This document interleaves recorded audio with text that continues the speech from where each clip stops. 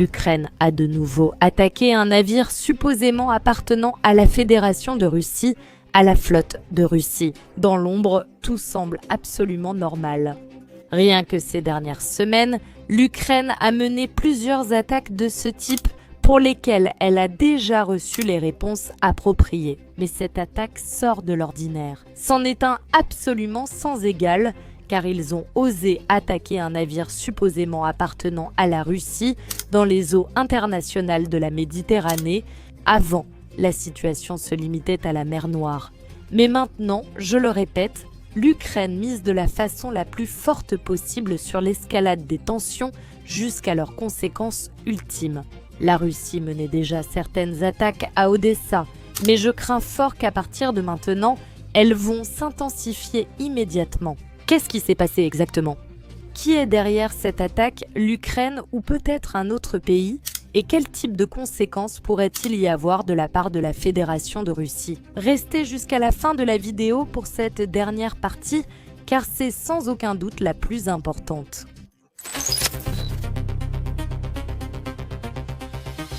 Ici, nous avons effectivement ces images qui ont été publiées en fait par l'Ukraine elle-même, ce qui se passe, un fait absolument sans précédent. Les Ukrainiens, ou peut-être devrions-nous nous demander, les Britanniques, ont-ils complètement perdu la raison face à ce qui se passe en ce moment sur le front diplomatique? Le pétrolier qui naviguait sous pavillon d'Oman et qui appartiendrait soi-disant à la soi-disant flotte fantôme de la Fédération de Russie. Il a été attaqué de manière démonstrative par des drones ukrainiens dans les eaux neutres de la mer Méditerranée, à des milliers de kilomètres de l'Ukraine. Il est significatif que dans ce cas, on n'ait pas utilisé de vedettes sans pilote ni de drones kamikazes à longue portée, mais un hexacoptère de type Baba Yaga. Cela change absolument tout, car cela signifie que le drone a été lancé à une distance relativement courte de sa cible. Que ce soit depuis un autre navire ou depuis la côte d'un pays voisin, ce qui pourrait impliquer un troisième pays dans ce conflit. Selon les systèmes de suivi, le pétrolier se trouve entre la Libye et la Crète. Il est également tout à fait remarquable que l'attaque ait été menée contre un navire sans aucune cargaison de pétrole, c'est-à-dire l'Ukraine. Soyons clairs, il n'a pas eu le courage nécessaire et il n'a pas voulu irriter les partenaires, surtout les Américains, avec un éventuel déversement d'hydrocarbures. En plus de cette attaque qui survient en pleine négociation, le service de sécurité d'Ukraine, c'est-à-dire le service national d'Ukraine, se vante des vidéos enregistrées sous différents angles. Cependant, cela paraît parfaitement évident, ou peut-être pas tant que ça. C'est à vous de me dire si derrière tout cela, il ne s'agirait pas entièrement du pays non ukrainien, ou même pas du tout du pays ukrainien, mais plutôt d'un autre des partenaires occidentaux. Et là, vous me direz, qui vous semble être les premiers suspects? Je parie sans aucun doute sur les Britanniques, et dans ce cas, les Britanniques pourraient même finir par avoir une confrontation directe avec Donald Trump. Avant, ce qu'on appelait le Commonwealth agissait d'une certaine manière de façon unie, cependant, maintenant, il semble qu'il soit complètement devenu fou. L'Ukraine a attaqué dans les eaux de la Méditerranée, dans les eaux internationales, mais il s'agit là de faits absolument inconcevables. Ils ont déjà essayé d'attaquer la Fédération de Russie et la Turquie en même temps, ce qui en soi représentait aussi des faits absolument sans précédent. La Fédération de Russie, sans aucun doute, va devoir répondre et nous allons voir, je pense, dans très peu de temps, d'ici une semaine, ce qu'elle va finir par faire exactement. Odessa, sans aucun doute, sera l'un des premiers objectifs. En fait, il y a à peine quelques heures, lors du direct précédent, nous avons parlé du fait que la Russie menait des attaques méthodiques à Odessa. Ce n'est pas tout, il s'agissait aussi d'attaques surprises auparavant à Odessa.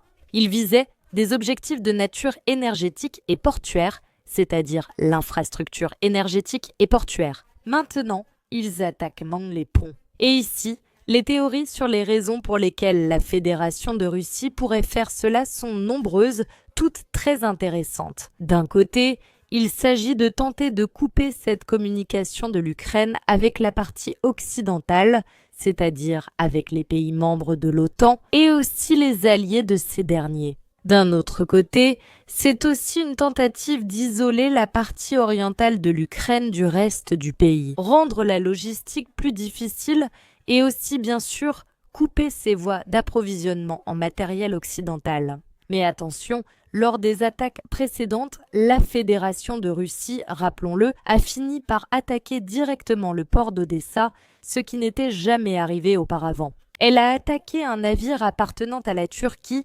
c'est-à-dire que ce n'était même pas un navire ukrainien, la Russie est donc allée beaucoup plus loin. En traçant une ligne rouge très claire et en disant « jusqu'ici et pas plus loin, je ne te laisserai pas passer ». Qu'est-ce qui va se passer à partir de maintenant? Nous ne le savons pas. Mais il est certain qu'il y a déjà plusieurs surprises que la Russie pourrait réserver à l'Ukraine et lui mettre en pleine figure. Nous allons les voir tout de suite, juste après ce qui s'est passé récemment à Odessa. Situation qui, je le répète, pourrait empirer à la suite de cette clameur ukrainienne. Recevoir une gifle avec la main ouverte, parce que si l'on pense que la Russie ne va pas réagir à ces attaques, je crois qu'on se trompe, et lourdement. Même si elle ne répond pas directement, c'est-à-dire pas quelques heures après, cela ne veut pas dire que la réponse n'arrivera pas. En fait, la première, nous l'avons déjà vue arriver, et elle était liée à ce que nous disions ici, Mirnograd, qui est déjà tombé et qui est en train d'être nettoyé par les forces armées de la Fédération de Russie. En Ukraine, ils tenteront de le nier, mais c'est une victoire évidente. C'est précisément cela que l'Ukraine essaie de dissimuler avec ses attaques contre les pétroliers russes, même s'ils sont à vide. Qu'on ne se trompe pas, au front, c'est encore pire. Impossible. Les États-Unis l'obligent à négocier coûte que coûte et vont exercer encore plus de pression. Parce qu'ils ont pas mal d'outils de pression, pas mal d'instruments qui pourraient faire en sorte que l'Ukraine finisse par revenir à la raison. Zelensky, pour l'instant, ne se montre pas très ouvert au dialogue, et il devra en payer le prix. Mais ceux qui devront en payer le prix, à mon grand regret, ce seront bien sûr les citoyens ukrainiens ordinaires. Ici en particulier, nous parlons sans aucun doute des habitants d'Odessa. Vous voyez ici ces ponts qui ont été attaqués au cours des dernières 48 heures. Les 72 heures ont commencé la semaine dernière, lorsque la Fédération de Russie a commencé à attaquer méthodiquement les ponts. En fait, les deux principaux ponts se trouvent dans la région d'Odessa. Des attaques contre les ponts sur le Dniestre. Zataka et Maïki, ce sont ces deux ponts, l'un à Zataka et l'autre à côté de Maïki. Les ponts sur le Dniestre. Et l'ennemi en a deux dans le cours inférieur du fleuve, écrit une source russe. Ils ont une importance stratégique cruciale, un grand volume de fournitures d'armes et d'équipements, ainsi qu'un important transit d'exportation. Il en fait de la monnaie, il en fait aussi des armes. Il passe par les ports du Danube. Et de tout cela, tout ne peut être livré à l'Ukraine que par ces deux ponts à Zataka et Maïki, ou bien par la Moldavie, ce qui pose de nombreux problèmes. De plus, il y a quelques jours, nos lance-missiles, notre aviation et nos opérateurs de drones sont intervenus ici et ici. Vous voyez les images de l'endroit où se trouvent ces ponts que la Fédération de Russie est en train d'attaquer en ce moment même de manière absolument méthodique. Hier soir et aujourd'hui, ils ont attaqué le pont près de Maïki. Le pont a également été mis hors service et il ne peut pas être utilisé pour une logistique sérieuse. Pour l'instant, cela a contraint l'ennemi à installer des dispositifs d'évaluation, rassembler des piétons pour signifier, dit-elle. Sauf que, selon une source russe, cela montre sa faiblesse. Le scénario 2 est pas seulement à Kursodienstag, à Mekik 2. C'est ce qui était prévu. Isaac Kanders est directement allé à l'arrière-garde ukrainienne, ce qui a commencé il y a environ 24 heures. Et donc nous avons suggéré que cela pourrait être une sorte de Wunderwaffe, pas là au sens direct bien sûr, mais une arme qui sans aucun doute ferait trembler les forces armées ukrainiennes. Parce que nous parlons d'une arme qui s'approche en termes de vitesse d'un missile, Kinzhal est précisément cette Iskander 1000 qui est une sorte de mise à jour de l'Iskander M. Il l'appelle le Kinzhal terrestre, c'est-à-dire lancé depuis le sol. Et c'est qu'il a une vitesse inégalée. D'une part, d'autre part, il peut non seulement atteindre des cibles beaucoup plus rapidement, ce qui le rend très difficile à détecter pour la défense aérienne ennemie, mais il peut aussi voler infiniment plus loin, c'est-à-dire atteindre des cibles situées à l'arrière de l'ennemi. C'est précisément là qu'il a mené les dernières attaques, éliminant les réserves ukrainiennes qui devaient être déployées à différents endroits du front. En même temps, cette première surprise, qui n'a pas de lien direct avec Odessa, pourrait toutefois finir par avoir un lien direct avec les navires attaqués par l'Ukraine en Méditerranée. Et maintenant, passons à quelque chose tout aussi important. Il s'agit d'une vidéo que nous allons traduire ensemble, vous et moi. Les drones de la Fédération de Russie qui attaquent des cibles, y compris des cibles directement à Odessa. Cela pourrait être une cible à Odessa, car l'homme parle avec un accent parfaitement similaire. Il y a une modification qui change beaucoup de choses, c'est qu'ils semblent maintenant voir encore mieux, et pas seulement cela. Ils ont aussi une vision nocturne.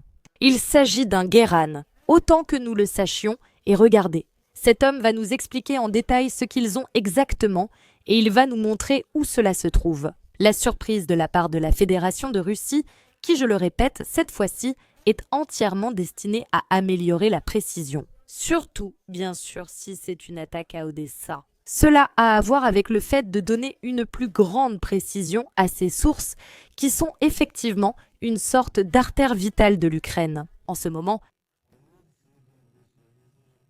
elle dit apparemment tout est très normal, mais en ce qui concerne ce qui est inhabituel. Un routeur antenne, un antenne, deux antennes, 3. Antenne, un antenne, deux antennes, 3. Ici c'est pareil, 1, 2, 3. 3 autres antennes là-bas. Donc j'imagine que le routeur sera aussi inclus de l'autre côté. Ce sera comme un effet miroir.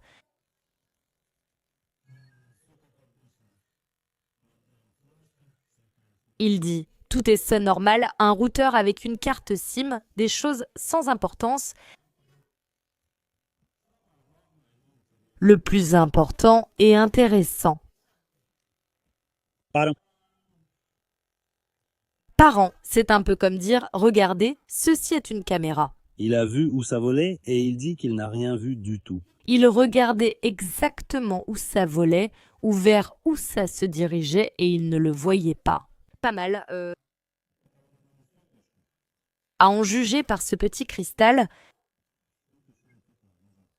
il a une vision nocturne ou une caméra thermique, c'est-à-dire, c'est un peu comme une vision thermique. Donc piste du M, il est sûr. C'est-à-dire qu'il avance de façon très déterminée ou percutante. Il emploie parfois des gros mots, mais je l'ai mieux traduit sans. Il déclare, nouveauté inattendue, la voici. Donc voilà. C'est comme ça que ça se passe.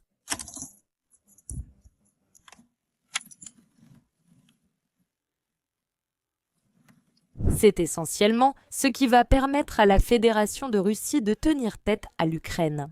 Également en ce qui concerne ces attaques qu'elle a menées en Méditerranée. Maintenant, je comprends que beaucoup de gens souhaitent dans ce que Vladimir Poutine réponde avec absolument tout. On ne peut plus supporter ça. Il faut faire face à l'Ukraine, il faut faire face à l'Occident. Ce qu'il faut faire, en définitive, c'est que la réponse soit comprise de façon très claire, et qu'il n'attaque plus jamais un navire russe. Mais en réalité, ce n'est pas le cas. Permettez-moi de vous rappeler qu'il s'agit d'une guerre d'usure. Et ici, depuis la Fédération de Russie, ce qui est très clair, c'est qu'il faut faire preuve de patience. Ces attaques ukrainiennes nuisent à la Russie sur le plan économique, bien sûr, mais celle qu'elle touche le plus, c'est l'Ukraine. Parce que même face aux partenaires occidentaux, c'est-à-dire, par exemple, face à Donald Trump, il légitime tout type de refus. La réponse que la Fédération de Russie pourrait désormais apporter contre des cibles à l'intérieur de ce pays.